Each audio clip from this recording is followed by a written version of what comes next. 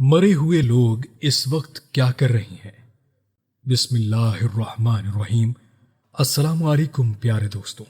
ایک دن ہم سب نے آنکھیں بند کرنی ہیں، یہ سانسیں رک جائیں گی، زبان خاموش ہو جائے گی اور ہمارے عزیز ہمیں قبر کے اندھیروں کے حوالے کر دیں گے۔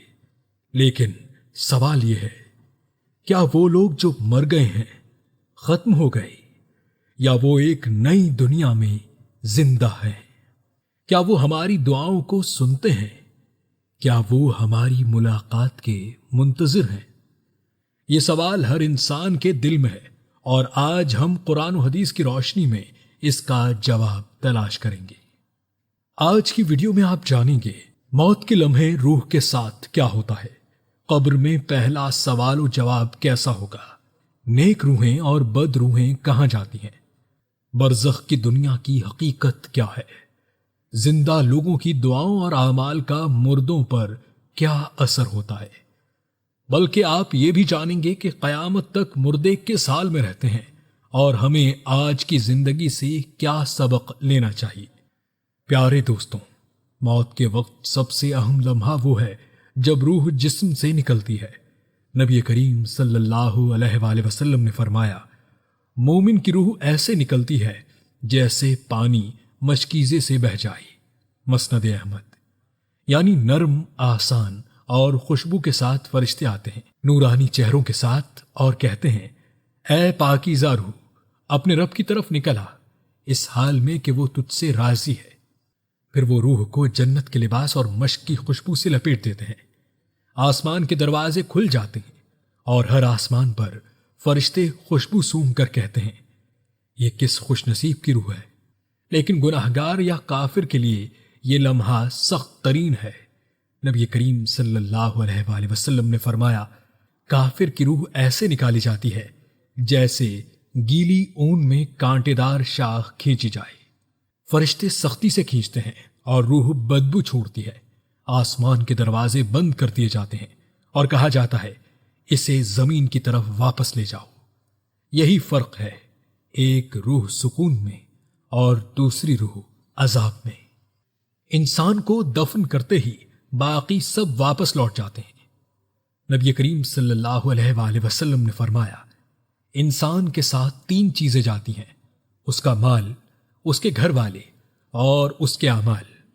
2 واپس آ جاتے ہیں، صرف اعمال باقی رہ جاتے ہیں۔ بخاری۔ قبر اندھیری اور خاموش لگتی ہے، لیکن حقیقت میں وہ ایک نئی دنیا ہے۔ مومن کے لیے قبر کشادہ کر دی جاتی ہے، روشنی سے بھر دی جاتی ہے اور جنت کا دروازہ کھلتا ہے۔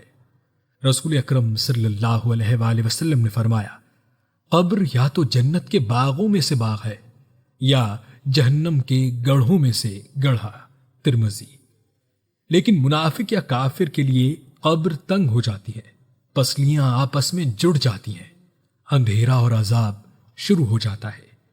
یہی وہ لمحہ ہے جہاں دنیا کا غرور اور دولت کچھ کام نہیں آتی، صرف ایمان اور اعمال باقی رہتے ہیں۔ قبر میں سب سے اہم مرحلہ ہے سوال جواب۔ 2 فرشتے، منکر اور نکیر، نہایت ہیبتناک شکل میں آتے ہیں۔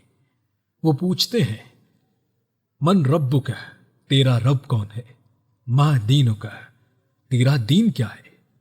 ما تقول فی الرجل الذی بعث فیکم، یہ نبی صلی اللہ علیہ وآلہ وسلم اللہ کے بارے میں کیا کہتے ہیں؟ مومن پورے یقین کے ساتھ جواب دیتا ہے، رب اللہ دین الاسلام، نبی محمد صلی اللہ علیہ وآلہ وسلم۔ اس وقت قبر جنت کا باغ بن جاتی ہے، لیکن کافر یا منافق ہکلاتا رہتا ہے، ہاں مجھے نہیں معلوم۔ قبر تنگ ہو جاتی ہے، آگ کے دروازے کھل جاتے ہیں۔ یہ وہ امتحان ہے جس کے لیے ہمیں آج تیاری کرنی ہے۔ قرآن میں ذکر ہے، یقیناً نیک لوگ علیین میں ہوں گے اور بدکار لوگ سجین میں۔ سورۃ المطففین۔ یعنی مومن کی روح علیین میں بلند مقام پر ہے، وہاں روشنی، خوشبو اور دوسرے مومنوں کی رفاقت ہے۔ حدیث میں آتا ہے، جب ایک نیک روح آتی ہے تو باقی روحیں استقبال کرتی ہیں اور اس سے دنیا کے حالات پوچھتی ہیں۔ نسانی۔ لیکن بد روح سجین میں قید رہتی ہے۔ اندھیرا، قید اور عذاب، وہ نہ سکون پاتی ہے نہ ملاقات۔ یہی فرق ہے ایمان اور کفر میں۔ برزخ ایک ایسی جگہ ہے جو موت اور قیامت کے درمیان ہے۔ قرآن کہتا ہے قیامت تک ان کے پیچھے ایک پردہ یعنی برزخ ہے۔ المؤمنون، یہاں روحیں قیامت کا انتظار کرتی ہیں۔ مومن کو سکون، نیک لوگوں کی رفاقت اور جنت کی خوشبو نصیب ہوتی ہے۔ گناہگار کو تنہائی، اندھیرا اور عذاب۔ برزخ اس بات کی یاد دہانی ہے کہ موت کے بعد سب ختم نہیں ہوتا، بلکہ اصل امتحان شروع ہوتا ہے۔ حدیث میں آتا ہے کہ شہداء کی روحیں سبز پرندوں کے جسم میں رکھی جاتی ہیں۔ وہ جنت کے درختوں پر آزاد گھومتی ہیں۔ مسلم، مومن روحیں علیین میں رہتی ہیں۔ وہ ایک دوسرے سے ملتی ہیں، باتیں کرتی ہیں اور نئی آنے والی روحوں سے دنیا کے احوال پوچھتی ہیں۔ وہ اپنی قبروں سے جنت کی خوشبو پاتی ہیں اور ان کے لیے قبر کشادہ کر دی جاتی ہے۔ یہی وجہ ہے کہ اولیاء اللہ اور شہداء کے ذکر میں ہمیشہ سکون اور خوشبو آتی ہے۔ قرآن کہتا ہے آل فرعون کو صبح و شام آگ پر پیش کیا جاتا ہے اور قیامت کے دن انہیں سخت عذاب میں ڈالا جائے گا۔ سورۃ الغافر۔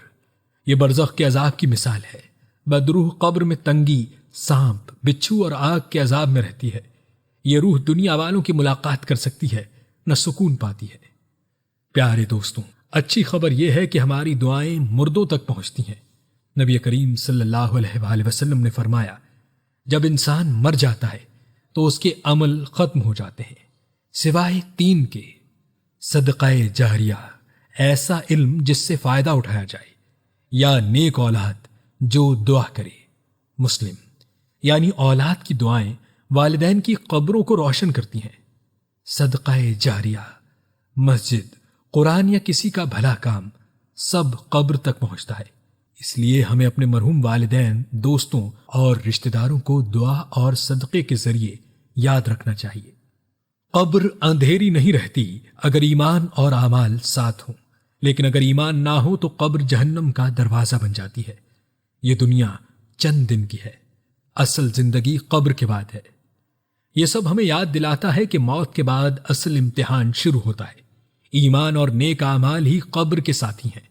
والدین اور عزیزوں کے لیے دعا اور صدقہ ان کی قبر کو نور سے بھر دیتا ہے۔ دوستوں، اگر یہ ویڈیو آپ کو پسند آئی ہو تو اسے لائک کریں اور اپنے دوستوں اور رشتہ داروں کے ساتھ ضرور شیئر کریں تاکہ سب کو موت اور قبر کی حقیقت یاد رہے۔ اگر آپ ہمارے چینل پر نئے ہیں تو سبسکرائب کر لیں اور بیل آئیکن دبا دیں تاکہ آئندہ کی ایمان افروز ویڈیوز آپ تک پہنچتی رہیں۔ اللہ ہمیں ایمان پر زندگی اور ایمان پر موت عطا فرمائے، آمین، اور ہماری قبروں کو جنت کا باغ بنائے، آمین یا رب العالمین۔